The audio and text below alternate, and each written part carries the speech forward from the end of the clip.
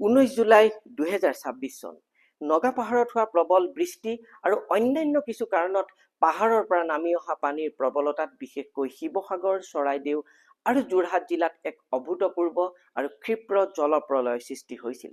মাত্ৰ কেইঘণ্টামানৰ ভিতৰতে দিখৌ, দিচাং আৰু ভোগদৈ আদি নদী ফেনে ফুটুকাৰে ভৰি এনে এক বানপানীৰ সৃষ্টি কৰিছিল যি প্ৰকৃতিৰ এক অতি নিষ্ঠুৰ আৰু অবৰ্ণনীয় ঘটনা হিচাপে ইতিহাসৰ পাতত চিৰদিনৰ বাবে খোদিত হৈ ৰব। যোৱা 5টা দশকৰো অধিক কাল কোনোদিন বানপানী নোহোৱা এই অঞ্চলসমূহৰ লোকসকল বানপানীৰ বাবে মুঠেই প্ৰস্তুত নাছিল। বানপানীৰ ভয়াৱহ পৰিস্থিতিৰ অভিজ্ঞতা নথকা সেই ব্যক্তিসকলৰ জীৱনত নিমিষতে অন্ধকাৰ নামি আহিছিল। এই বানপানীৰ ক্ষিপ্ৰতা ইমানেই বেছি আছিল যে ঘৰৰ ভিতৰত থকা লোকসকলে সা সম্পত্তি ৰক্ষা কৰিবলৈ সময়ে নাপালে। চৰকাৰী তথ্য অনুসৰি শতাধিক লোকে ইতিমধ্যে নিজৰ প্ৰাণ হেৰুৱাব লগা হৈছে। আমি জানো যে দুৰ্যোগ বা বিপদৰ সময়ত মানুহৰ মাজত একতা বৃদ্ধি পায় আৰু এই বানপানীয়ে তাৰেই যেন এক প্ৰতিফলন ঘটালে।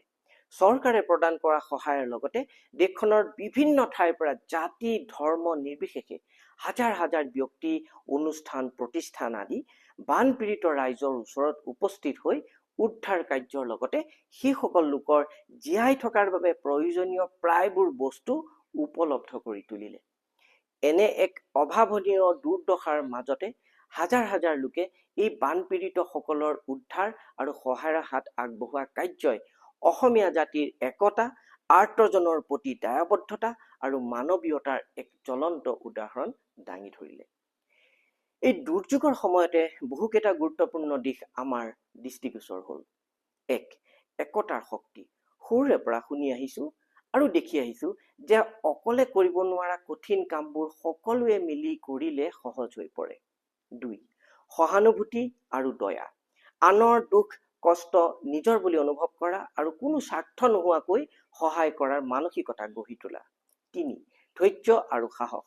বিপদে আমাক মানসিকভাৱে শক্তিশালী হ'বলৈ আৰু একেলগে প্ৰত্যাহ্বানৰ সন্মুখীন হ'বলৈ শিক্ষা প্ৰদান কৰে। বিপদে আমাৰ ধৈৰ্য আৰু সাহসৰো পৰীক্ষা লয়। বৰ্তমান সংঘটিত প্ৰতিটো ঘটনা আমাৰ বাবে এক ডাঙৰ শিক্ষা হোৱা উচিত। সকলো ভালে থকাৰ দিনত জৰুৰীকালীন সময়ৰ বাবে আমি প্ৰস্তুত নাথাকো যদিও এনে ভয়াৱহ পৰিস্থিতি সাহসেৰে মোকাবিলা কৰিবলৈ আমি সজাগ হোৱা অতি প্ৰয়োজন। দুৰ্যোগৰ সময়ত নিজক আৰু পৰিয়ালক সুৰক্ষিত ৰাখিবলৈ এটা প্ৰস্তুতিমূলক জৰুৰীকালীন সূচী বা চেকলিষ্ট ৰেডি ৰখা উচিত। ইয়াক আপুনি ঘৰত সহজে প্ৰস্তুত কৰি ৰাখিব পাৰে। যেনে 1. প্ৰতিজন ব্যক্তিৰ বাবে দিনে অন্তত 3 লিটাৰকে 3 দিনৰ বাবে খোৱা পানীৰ ব্যৱস্থা কৰি ৰখা। বহুত দিন ৰাখিব পৰা শুকান খাদ্য যেনে বিস্কুট, চিৰা, মুড়ি আদিৰ লগতে ঘৰত কেঁচুৱা থাকিলে তেওঁলোকৰ বাবে বিশেষ গাখীৰ বা খাদ্যৰ ষ্টক কৰি ৰখা। 2. প্ৰাথমিক চিকিৎসাৰ বাবে first aid kit, bandage, cotton, antiseptic cream আৰু ডেটলৰ লগতে প্ৰয়োজনীয় কিছু ঔষধ যেনে জ্বৰ, পেটৰ বিষ, বমি আদিৰ সাধাৰণ ঔষধৰ লগতে পৰিয়ালৰ কাৰোবাৰ নিয়মিত চলি থকা গুৰুত্বপূৰ্ণ ঔষধৰ ষ্টক ৰখা। 3.